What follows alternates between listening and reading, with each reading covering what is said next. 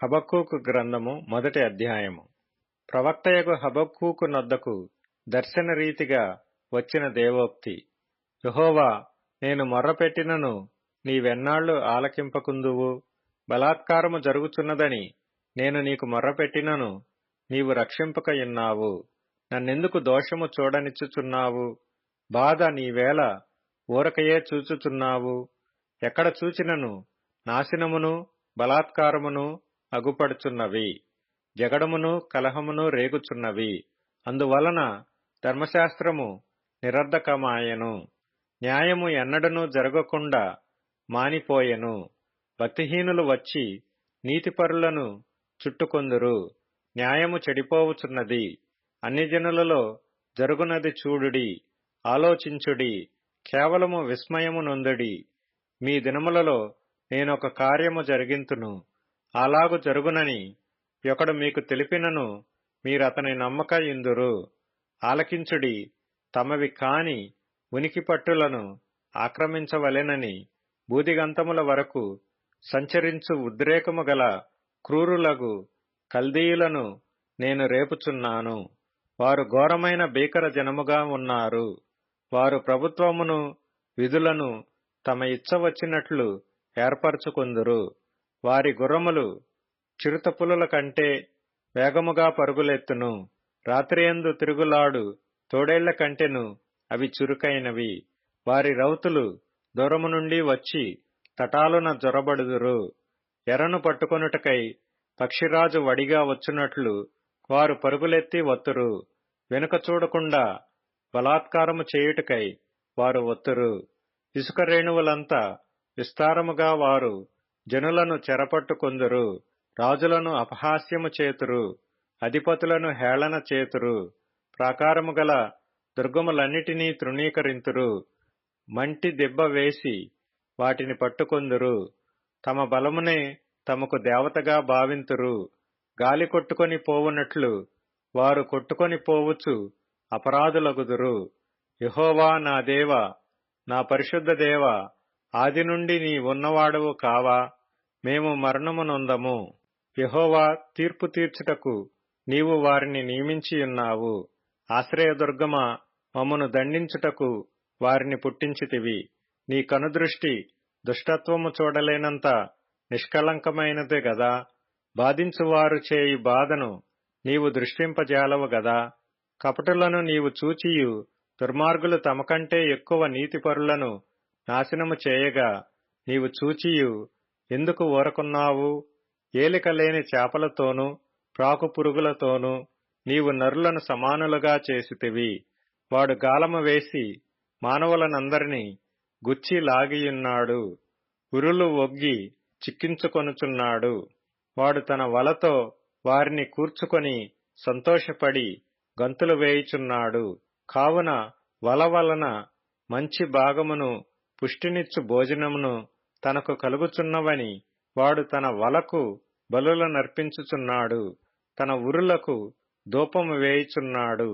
వాడు ఎల్లప్పుడూ తన వలలో నుండి దిమ్మరించుచుండవలెనా? ఎప్పటికినీ మానకుండా వాడు జనములను హతము చేయుచుండవలెనా? హబక్కూకు గ్రంథము 2వ అధ్యాయము. ఆయన నాకు ఏమి సెలవిచ్చునో, నా వాదము విషయమై నేనేమి చెప్పుదునో చూచుటకై నేను నా కావలి స్థలము మీదను గోపురము మీదను కనిపెట్టుకొని ఇందుననుకొనగా యెహోవా నాకీలాగు సెలవిచ్చెను. చదువువాడు పరిగెత్తుచు చదువ వీలగునట్లు నీవు ఆ దర్శన విషయమును పలక మీద స్పష్టముగా వ్రాయుము. ఆ దర్శన విషయము నిర్ణయ కాలమున జరుగును. సమాప్తమగుటకై ఆతురపడుచున్నది. అది తప్పక నెరవేరును. అది ఆలస్యముగా వచ్చినను దాని కొరకు కనిపెట్టుము. అది తప్పక జరుగును. జాగు చేయక వచ్చును. వారు యథార్థపరులు కాక తమలో తాము అతిశయపడుదురు. అయితే నీతిమంతుడు విశ్వాసము మూలముగా బ్రతుకును. మరియు ద్రాక్షారసము మోసకరము. తనను బట్టి అతిశయించువాడు నిలువడు. అటివాడు పాతాళమంత విశాలముగా ఆశపెట్టును. మరణమంతగా ప్రబలినను తృప్తి నొందక సకల జనములను వశపరుచుకొనును. సకల జనులను సమకూర్చుకొనును. తనది కాని దానినాక్రమించి అభివృద్ధి నొందిన వానికి శ్రమ. తాకట్టు సొమ్మును విస్తారముగా పట్టుకొను వానికి శ్రమ. వాడు ఎన్నాళ్లు నిలుచును అని చెప్పుకొనుచు వీరందరూ ఇతనిని బట్టి ఉపమాన రీతిగా అపహాస్యపు సామెత ఎత్తుదురు గదా. వడ్డీకిచ్చువారు హఠాత్తుగా నీ మీద పడుదురు. నిన్ను హింస పెట్టబోవు వారు జాగ్రత్తగా వత్తురు. నీవు వారికి దోపుడు సొమ్ముగా ఉందువు. బహుజనముల ఆస్తిని నీవు కొల్లపెట్టియున్నావు గనుక శేషించిన జనులు దేశములకును పట్టణములకును వాటిలోని నివాసులకును నీవు చేసిన నరహత్యను బట్టియు బలాత్కారమును బట్టియు నిన్ను కొల్లపెట్టుదురు. తనకు అపాయము రాకుండునట్లు తన నివాసమును బలపరుచుకొని తన ఇంటివారి కొరకై అన్యాయముగా లాభము సంపాదించుకుని వానికి శ్రమ. నీవు చాలామంది జనములను నాశనము చేయుచు నీ మీద నీవే నేరస్థాపన చేసియున్నావు. నీ దురాలోచన వలన నీ ఇంటి వారికి అవమానము తెచ్చియున్నావు. గోడలలోని రాళ్లు మొర్రపెట్టుచున్నవి, దూలములు వాటికి ప్రత్యుత్తరమిచ్చుచున్నవి. నరహత్య చేయుట చేత పట్టణమును కట్టించు వారికి శ్రమ. దుష్టత్వము జరిగించుట చేత కోటను స్థాపించు వారికి శ్రమ. జనములు ప్రయాసపడుదురు గాని అగ్నిపాలవుదురు. వ్యర్థమైన దాని కొరకు కష్టపడి జనులు క్షీణించుదురు. ఇది సైన్యములకధిపతియగు యెహోవా చేతనే యగును గదా. ఎలయనగా సముద్రము జలములతో నిండియున్నట్టు భూమి యెహోవా మహాత్మ్యమును గూర్చిన జ్ఞానముతో నిండియుండును. తమ పొరుగువారి మానము చూడవలెనని ఘోరమైన ఉగ్రతను కలిపి వారికి త్రాగనిచ్చి వారిని మత్తులుగా చేయువారికి శ్రమ. ఘనతకు మారుగా అవమానముతో నిండియున్నావు. నీవును త్రాగి నీ మానము కనపరుచుకొందువు. యెహోవా కుడిచేతిలోని పాత్ర నీకియ్యబడును. అవమానకరమైన వమనము నీ ఘనత మీద పడును. లెబానోనునకు నీవు చేసిన బలాత్కారము నీమీదికే వచ్చును. పశువులను బెదరించిన బెదరు నీమీదనే పడును. దేశములకును పట్టణములకును వాటిలోని నివాసులకును నీవు చేసిన నరహత్యను బట్టియు జరిగిన బలాత్కారమును బట్టియు ఇది సంభవించును. చెక్కడపు పనివాడు విగ్రహమును చెక్కుట వలన ప్రయోజనమేమి? పనివాడు మోగబొమ్మను చేసి తాను రూపించిన దానియందు నమ్మిక ఇంచుట వలన ప్రయోజనమేమి? అబద్ధములు బోధించు పోత విగ్రహములయందు నమ్మిక ఇంచుట వలన ప్రయోజనమేమి? కర్రను చూచి మేలు కొమ్మనియు మోగరాతిని చూచి లెమ్మనియు చెప్పువానికి శ్రమ. అది ఏమైనా బోధింపగలదా? అది బంగారముతోనూ వెండితోనూ పూతపూయబడెను గాని దానిలో శ్వాసమెంతమాత్రమునూ లేదు. అయితే యెహోవా తన పరిశుద్ధాలయములో ఉన్నాడు. ఆయన సన్నిధిని లోకమంతయు మౌనముగా ఉండునుగాక. హబక్కూకు గ్రంథము 3వ అధ్యాయము. ప్రవక్తయగు హబక్కూకు చేసిన ప్రార్థన వాద్యములతో పాడదగినది. యెహోవా, నిన్ను గూర్చిన వార్త విని నేను భయపడుచున్నాను. యెహోవా, సంవత్సరములు జరుగుచుండగా నీ కార్యము నూతనపరచుము. సంవత్సరములు జరుగుచుండగా దానిని తెలియజేయుము. కోపించుచునే వాత్సల్యమును జ్ఞాపకమునకు తెచ్చుకొనుము. దేవుడు తేమానులో నుండి బయలుదేరుచున్నాడు.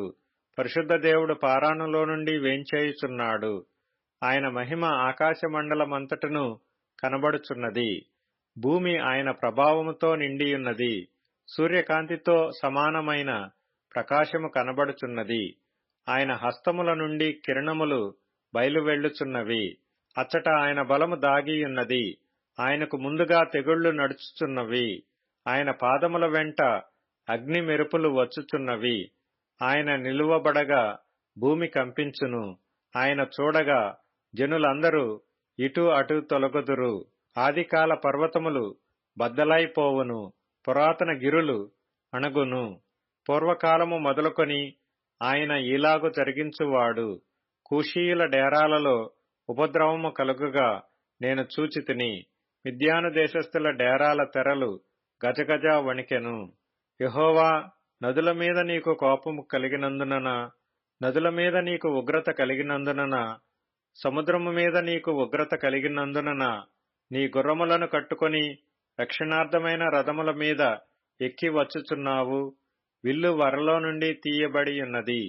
నీ వాక్కుతోడని ప్రమాణము చేసి నీ బాణములను సిద్ధపరచియున్నావు. భూమిని బద్దలు చేసి నదులను కలుగజేయుచున్నావు.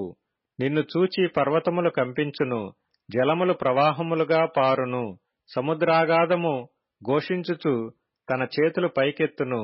నీ ఈటెలు తళతళలాడగా సంచరించు నీ బాణముల కాంతికి భయపడి సూర్యచంద్రులు తమ నివాసములలో ఆగిపోవుదురు. బహు రౌద్రము కలిగి నీవు భూమి మీద సంచరించుచున్నావు. మహోగ్రుడవై జనములను అణగద్రొక్కుచున్నావు. నీ జనులను రక్షించుటకు నీవు బయలుదేరుచున్నావు. నీవు నియమించిన అభిషిక్తుని రక్షించుటకు బయలుదేరుచున్నావు. దుష్టుల కుటుంబీకులలో ప్రధానుడొకడుండకుండా వారి తలను మెడను ఖండించి వారిని నిర్మూలము చేయుచున్నావు. బేదలను రహస్యముగా మృంగివేయవలెనని ఉప్పొంగుచు నన్ను పొడిచేయుటకై తుఫాను వలె వచ్చు యోధుల తలలలో రాజు యొక్క ఈటెలను నాటుచున్నావు.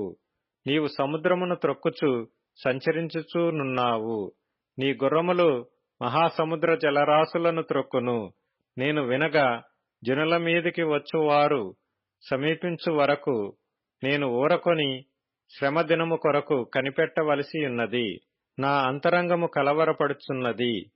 ఆ శబ్దమునకు నా పెదవులు కదలుచున్నవి.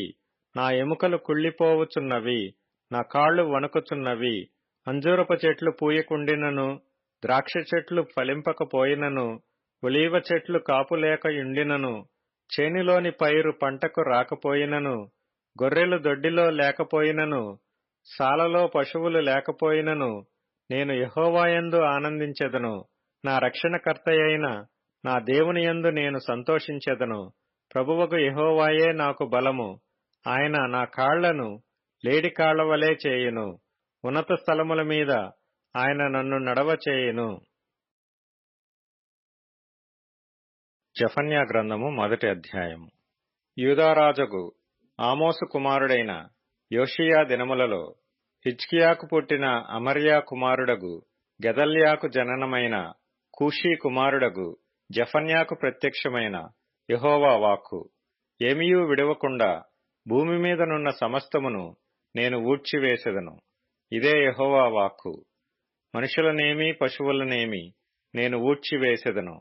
ఆకాశ పక్షులనేమి సముద్ర మత్స్యములనేమి దుర్జనులనేమి వారు చేసిన అపవాదములనేమి నేను ఊడ్చివేసెదను. భూమి మీద ఎవరినూ లేకుండా మనుష్యజాతిని నిర్మూలము చేసెదను. ఇదే యెహోవా వాక్కు. నా హస్తమును యూదావారి మీదను యెరూషలేము నివాసులందరి మీదను చాపి బయలుదేవత యొక్క భక్తులలో శేషించిన వారిని, దానికి ప్రతిష్ఠితులగు వారిని, దాని అర్చకులను నిర్మూలము చేసెదను.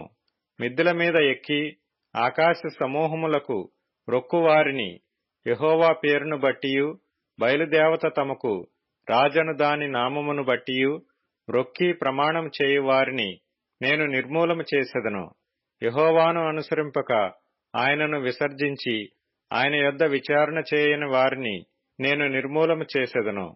ప్రభువైన యెహోవా దినము సమీపమాయెను. ఆయన బలి ఒకటి సిద్ధపరచియున్నాడు. తాను పిలిచిన వారిని ఆయన ప్రతిష్ఠించియున్నాడు.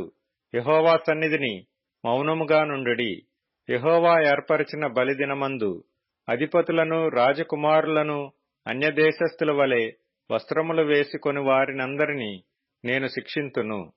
మరియు ఇండ్ల గడపలు దాటి వచ్చి యజమానుని ఇంటిని మోసముతోనూ బలాత్కారముతోనూ నింపు వారిని ఆ దినమందు నేను శిక్షింతును. ఆ దినమందు మత్స్యపు గుమ్మములో రోదన శబ్దమును, పట్టణపు దిగువ భాగమున అంగలార్పును వినబడును. కొండల దిక్కు నుండి గొప్ప నాశనము వచ్చును. ఇదే యెహోవా వాక్కు. కనానీయులందరూ నాశనమైరి. ద్రవ్యము సమకూర్చుకొనిన వారందరూ నిర్మూలము చేయబడిరి గనుక మక్తేషు లోయ నివాసులారా అంగలార్చుడి. ఆ కాలమున నేను దీపములు పట్టుకొని యెరూషలేమును పరిశోధింతును. మడ్డి మీద నిలిచిన ద్రాక్షారసము వంటి వారై యెహోవా మేలైనను కీడైనను చేయువాడు కాడని మనసులో అనుకుని వారిని శిక్షింతును. వారి ఆస్తి దోపుడు సొమ్మగును, వారి ఇండ్లు పాడగును. వారు ఇండ్లు కట్టుదురు గాని వాటిలో కాపురముండరు, ద్రాక్షతోటలు నాటుదురు గాని వాటి రసమును పానము చేయరు. యెహోవా మహాదినము సమీపమాయెను. యెహోవా దినము సమీపమై అతి శీఘ్రముగా వచ్చుచున్నది. ఆలకించుడి, యెహోవా దినము వచ్చుచున్నది. పరాక్రమశాలురు మహారోదనము చేయుదురు. ఆ దినము ఉగ్రత దినము, శ్రమయు ఉపద్రవమును మహానాశనమును కమ్ము దినము. అంధకారమును గాఢాంధకారమును కమ్ము దినము, మేఘములను గాఢాంధకారమును కమ్ము దినము. ఆ దినమున ప్రాకారములు గల పట్టణముల దగ్గరను ఎత్తైన గోపురముల దగ్గరను యుద్ధ ఘోషణయు బాకానాదమును వినబడును. జనులు యెహోవా దృష్టికి పాపము చేసిరి గనుక నేను వారి మీదికి ఉపద్రవము రప్పింపబోవుచున్నాను. వారు గ్రుడ్డివారి వలె నడిచెదరు. వారి రక్తము దుమ్ము వలె కారును. వారి మాంసము పెంటవలె పారవేయబడును. యెహోవా ఉగ్రత దినమున తమ వెండి బంగారములు వారిని తప్పింపలేకపోవును. రోషాగ్ని చేత భూమి ఎంతయూ దహింపబడును. హఠాత్తుగా ఆయన భూనివాసులనందరినీ సర్వనాశనము చేయబోవుచున్నాడు.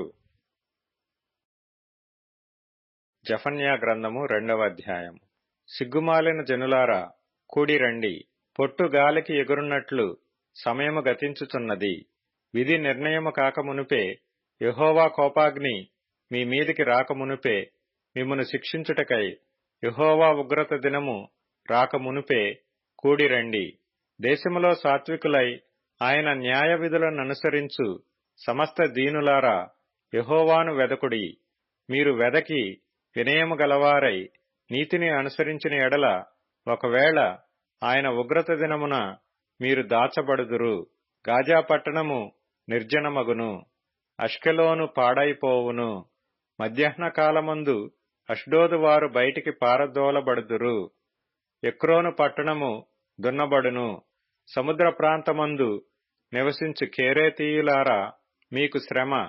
ఫిలిష్తీల దేశమైన కనాను నిన్ను గూర్చి యెహోవా సెలవిచ్చినదేమనగా, నీయందు ఒక కాపురస్తుడైనను లేకుండా నేను నిన్ను లయము చేతును. సముద్ర ప్రాంతము గొర్రెల కాపరులు దిగు మేత స్థలమగును. మందలకు దొడ్లు అచ్చట నుండును. తమ దేవుడైన యెహోవా యూదావారిని కటాక్షించి వారిని చెరలో నుండి రప్పించగా అచ్చట వారిలో శేషించిన వారికి ఒక స్థలముండును. వారు అచ్చట తమ మందలను మేపుదురు. అస్తమయమున వారు అష్కెలోను ఇండ్లలో పండుకొందురు.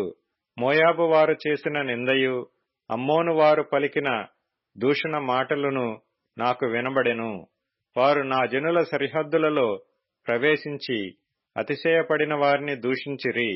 నా జీవము తోడు మోయాబు దేశము సుధమ పట్టణము వలెను, అమ్మోను దేశము గొమొర్రా పట్టణము వలెను అగును. అవి ముండ్ల చెట్లకును ఉప్పు గోతులకును స్థానమై నిత్యము పాడుగా ఉండును. నా జనులలో శేషించువారు ఆ దేశములను దోచుకొందురు. నా జనులలో శేషించువారు వాటిని స్వతంత్రించుకొందురు. కాబట్టి ఇశ్రాయేలీల దేవుడైన సైన్యములకు అధిపతియగు యెహోవా వాక్కు ఇదే. వారు అతిశయపడి సైన్యములకు అధిపతియగు యెహోవా జనులను దూషించిరి గనుక వారి గర్వమును బట్టి ఇది వారికి సంభవించును. జనముల ద్వీపములలో నివసించు వారందరూ తమ తమ స్థానముల నుండి తనకే నమస్కారము చేయునట్లు భూమిలోనున్న దేవతలను ఆయన నిర్మూలము చేయును. యెహోవా వారికి భయంకరుడుగా ఉండును. కుషీయులారా, మీరును నా ఖడ్గము చేత హతులవుదురు. ఆయన ఉత్తర దేశము మీద తన హస్తమును చాపి అష్షూరు దేశమును నాశనము చేయును. నీనెవే పట్టణమును పాడు చేసి దానిని ఆరిపోయిన ఎడారి వలె చేయును. దానిలో పశుల మందలు పండుకొనును.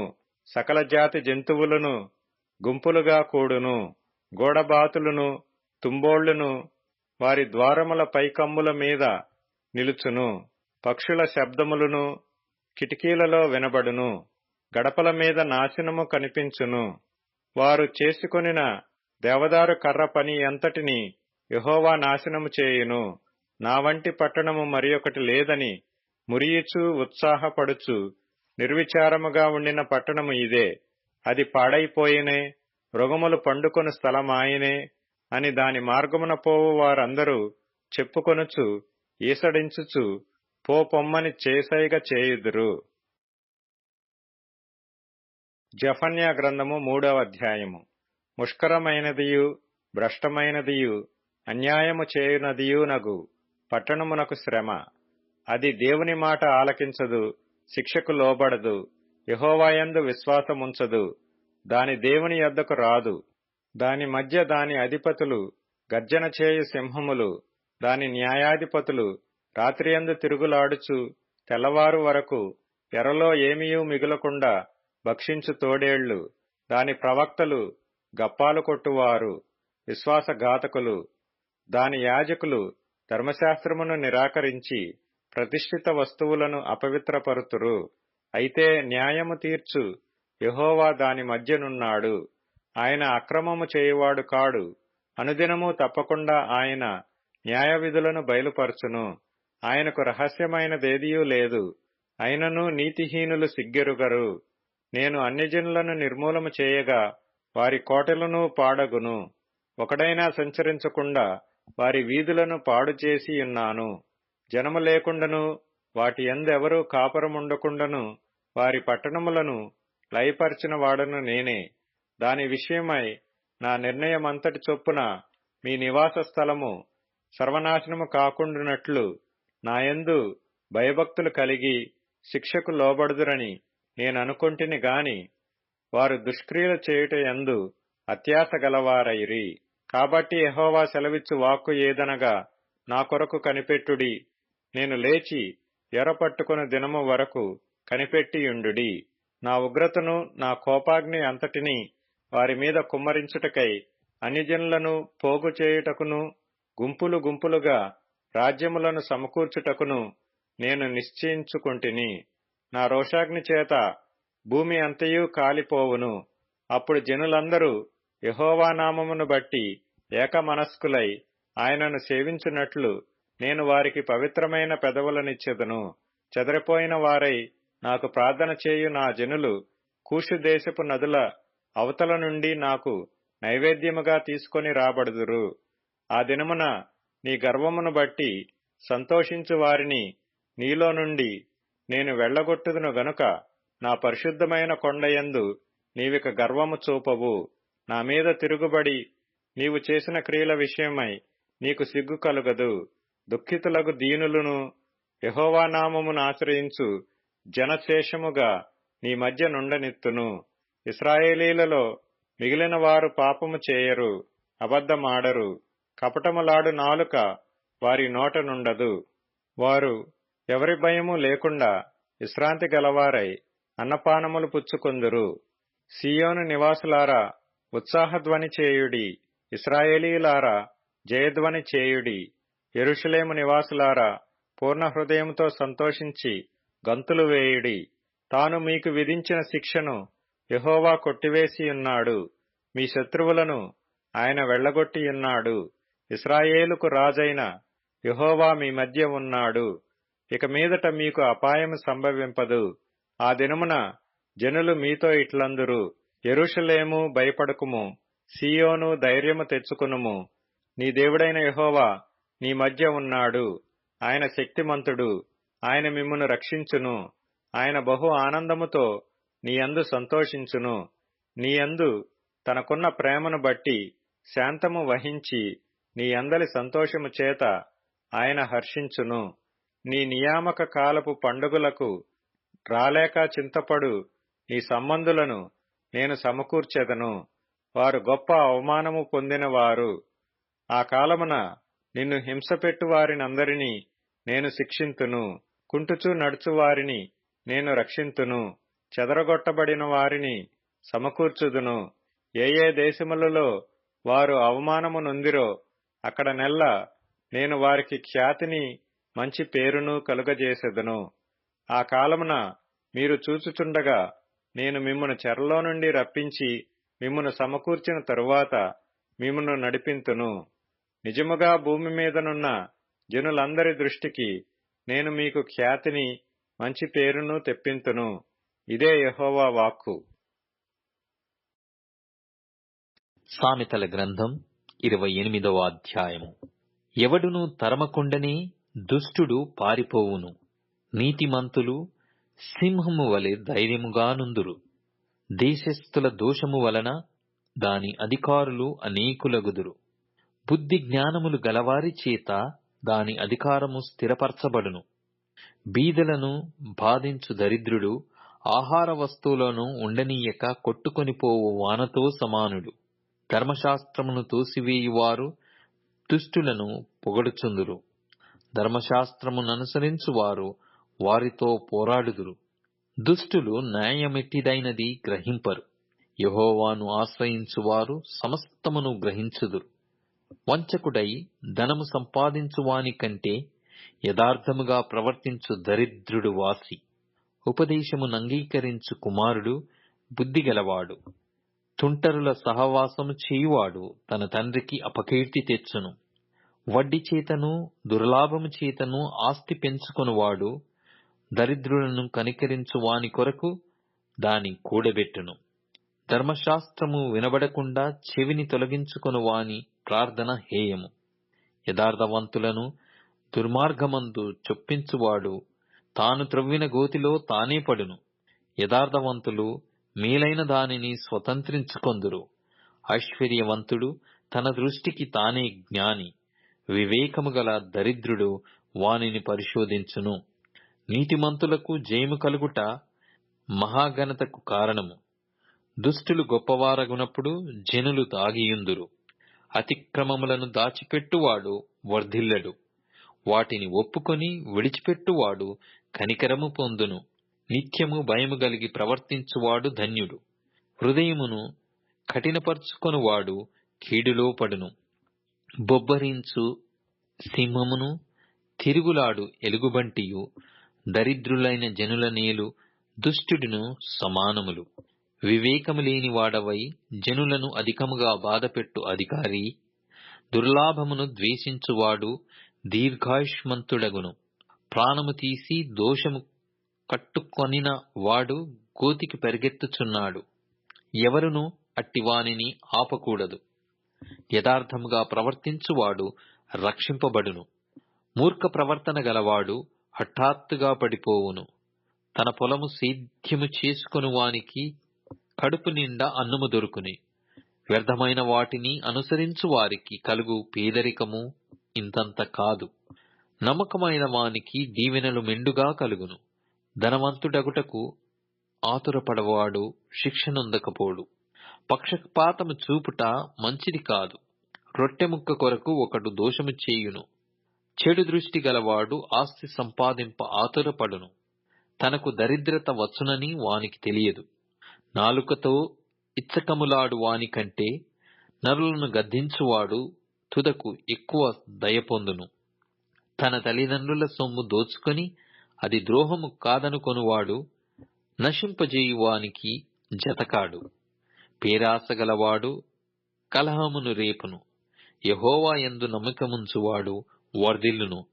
తన మనసును నమ్ముకొనువాడు బుద్ధిహీనుడు. జ్ఞానముగా ప్రవర్తించువాడు తప్పించుకొనును. బీదలకిచ్చువానికి మేలు కలుగదు. కన్నులు మూసుకుని వానికి బహు శాపములు కలుగును. దుష్టులు గొప్పవారగునప్పుడు జనులు దాగుకొందురు. వారు నశించునప్పుడు నీతిమంతులు ఎక్కువగుదురు. యోహాను వ్రాసిన ప్రకటన గ్రంథము 13వ అధ్యాయము. మరియు 10 కొమ్ములను 7 తలలను గల యొక్క క్రూర మృగము సముద్రములో నుండి పైకి వచ్చుట చూచి తిని. దాని కొమ్ముల మీద 10 కిరీటములను దాని తలల మీద దేవదూషణకరమైన పేర్లును ఉండెను. నేను చూచిన ఆ మృగము చిరుత పులిని పోలియుండెను. దాని పాదములు ఎలుగుబంటి పాదముల వంటివి. దాని నోరు సింహపు నోరు వంటిది. దానికి ఆ ఘటసర్పము తన బలమును తన సింహాసనమును గొప్ప అధికారమును ఇచ్చెను. దాని తలలలో ఒకదానికి చావు దెబ్బ తగిలినట్టుండెను. అయితే ఆ చావు దెబ్బ మానిపోయెను గనుక భూజనులందరూ మృగము వెంట వెళ్ళుచు ఆశ్చర్యపడుచుండిరి. ఆ మృగమునకు అధికారమిచ్చినందున వారు ఘటసర్పమునకు నమస్కారము చేసిరి. మరియు వారు, ఈ మృగముతో సాటి ఎవడు, దానితో యుద్ధము చేయగలవాడెవడు అని చెప్పుకొనుచు ఆ మృగమునకు నమస్కారము చేసిరి. డంబపు మాటలను దేవదూషణలను పలుకు ఒక నోరు దానికి ఇయ్యబడెను. మరియు 42 నెలలు తన కార్యము జరుపనధికారము దానికి ఏర్పాటాయెను గనుక దేవుని దూషించుటకును ఆయన నామమును ఆయన గుడారమును పరలోక నివాసులను దూషించుటకును అది తన నోరు తెరచెను. మరియు పరిశుద్ధులతో యుద్ధము చేయను, వారిని జయింపను దానికి అధికారం ఇయ్యబడెను. ప్రతి వంశము మీదను ప్రతి ప్రజ మీదను ఆయా భాషలు మాటలాడు వారి మీదను ప్రతి జనము మీదను అధికారము దానికి ఇయ్యబడెను. భూనివాసులందరూ అనగా జగదుత్పత్తి మొదలుకొని వధింపబడి ఉన్న గొర్రెపిల్ల యొక్క జీవగ్రంథమందు ఎవరి పేరు వ్రాయబడలేదో వారు ఆ మృగమునకు నమస్కారము చేయుదురు. ఎవడైనను చెవిగలవాడైతే వినుగాక. ఎవడైనను చెరపట్టవలెనని ఉన్న ఎడల వాడు చెరలోనికి పోవును. ఎవడైనను ఖడ్గము చేత చంపిన ఎడల వాడు ఖడ్గము చేత చంపబడవలెను. ఈ విషయములో పరిశుద్ధుల ఓర్పును విశ్వాసమును కనబడును. మరియు భూమిలో నుండి మరి ఒక క్రూర మృగము పైకి వచ్చుట చూచితిని. గొర్రెపిల్ల కొమ్ము వంటి 2 కొమ్ములు దానికుండెను. అది ఘటసర్పము వలె మాటలాడుచుండెను. అది ఆ మొదటి క్రూర మృగమునకున్న అధికారపు చేష్టలన్నయూ దాని ఎదుట చేయుచున్నది. మరియు చావు దెబ్బ తగిలి బాగుపడియున్న ఆ మొదటి మృగమునకు భూమియు దానిలో నివసించు వారును నమస్కారము చేయునట్లు అది బలవంతము చేయుచున్నది. అది ఆకాశము నుండి భూమికి మనుషుల ఎదుట అగ్ని దిగి వచ్చినట్టుగా గొప్ప సూచనలు చేయుచున్నది. కత్తి దెబ్బ తినియు బ్రతికిన ఈ క్రూర మృగమునకు ప్రతిమను చేయవలెనని అది భూనివాసులతో చెప్పుచు ఆ మృగము ఎదుట చేయుటకు తనకియ్యబడిన సూచనల వలన భూనివాసులను మోసపుచ్చుచున్నది.